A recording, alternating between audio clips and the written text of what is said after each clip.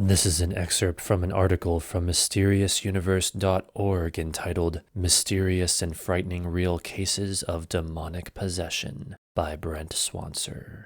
In 1906, evil came to the town of Natal, South Africa. A young, 16-year-old orphan girl at the St. Michael's Mission by the name of Clara Germana Cele began to exhibit highly unusual aberrant behavior in the form of speaking in tongues she could not possibly know, such as German, French, and Polish, and was known to divulge intimate secrets about people in her presence which she should have had no way of possibly knowing. Additionally, she was said to be prone to suddenly and inexplicably levitating in her sleep, sometimes up to 5 feet into the air, as well as producing sudden feats of fury in which she demonstrated brutish strength far beyond what she should have been capable of. When exposed to religious objects or holy water, Clara was said to show visible signs of distress and pain, even if the objects were concealed from her sight. Holy water was said to sometimes snap her out of her trance-like dazes and sudden episodes to bring her back to a lucid state. Clara was also known to go into tantrums and rip at her clothes, as well as growl in a bestial way or have conversations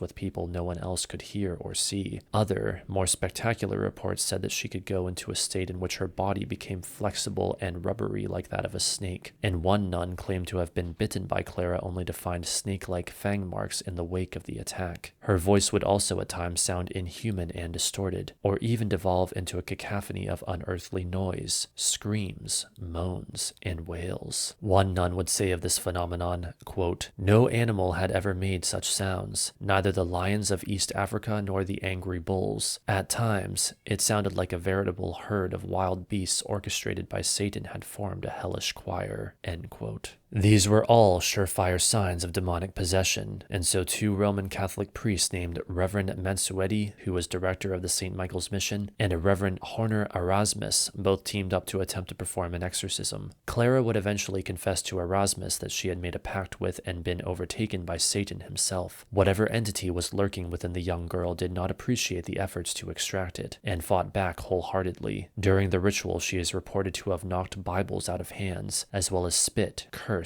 and lash out wildly, and she even tried to strangle one of the priests to death with his own stole. After 2 days of constant bombardment by holy water and prayers, the demon announced that it would leave the girl's body after a show of power in the form of levitation, after which Clara then proceeded to levitate and hover in full view of an alleged 170 witnesses before falling silent. After this bizarre spectacle, the evil spirit was dislodged from Clara, but the story wasn't over yet. The demon must have really wanted her, because in 1907, it apparently returned to possess her again. Another exorcism was performed, and this time it again lasted for 2 days. When this second ordeal was done with, the demon's departure was allegedly heralded by an incredibly foul, noxious odor which pervaded the air and sickened all present. However, this second exorcism would mark the last time the demon would bother Clara Germana Cele, and it either crawled back to its dark domain or went out hunting for another host.